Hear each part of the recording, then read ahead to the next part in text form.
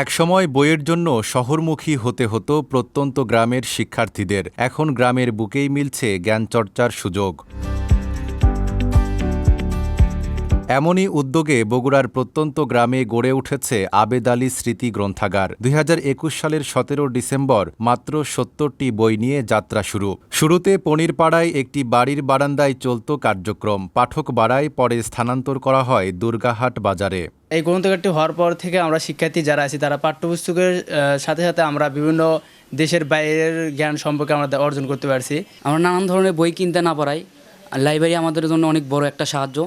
আমরা এখানে ফ্রিতে বই পড়তে পারি।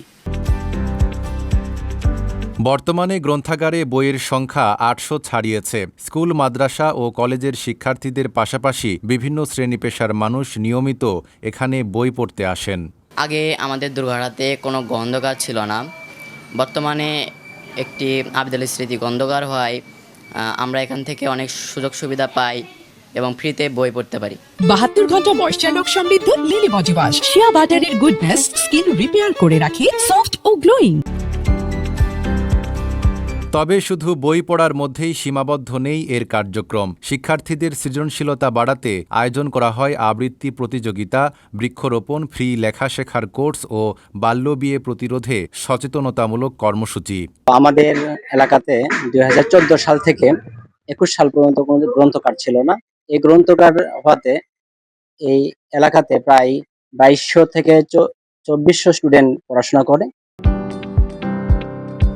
গ্রন্থাগারের প্রতিষ্ঠাতা ও সভাপতি আবু সাইদ শিপনের লক্ষ্য গ্রামে জ্ঞানচর্চার পরিবেশ তৈরি করা। তার মতে বইয়ের জ্ঞান কাজে লাগিয়ে দক্ষতা অর্জনের পাশাপাশি বিশ্বকে জানতে বই পড়ার বিকল্প নেই।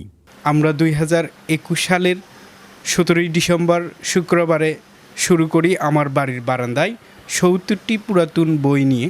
আমাদের গ্রন্থাগারে ১০০০ প্লাস বই রয়েছে, সবার সেবার জন্য উন্মুক্ত। আমাদের গ্রন্থাগার সকাল ৯টা থেকে ১০টা পর্যন্ত খোলা থাকে। শুধু বই পড়লেই হবে না, বই পড়ার পাশাপাশি কোনো একটা কাজে বিশেষ দক্ষতা অর্জন করতে হবে। পাঠ্য বইয়ের পাশাপাশি যাতে অন্যান্য জ্ঞান অর্জন করতে পারে ছাত্রছাত্রীরা, কোনো গবেষণার জন্য যে বইগুলো দরকার সেই বইগুলো পড়তে পারে, এই চিন্তা থেকে আমরা এই গ্রন্থাগারটির যাত্রা শুরু করি। শহরের তুলনায় গ্রামে পাঠাগারের সংখ্যা কম, তাই প্রত্যন্ত অঞ্চলে এমন উদ্যোগ শিক্ষার্থীদের পাঠ্য বইয়ের বাইরের জ্ঞানচর্চার সুযোগ তৈরি করছে। স্থানীয়দের সহযোগিতা আর পাঠকদের আগ্রহে এগিয়ে চলছে আবেদ আলী স্মৃতি গ্রন্থাগার। Desk report, Dhaka post.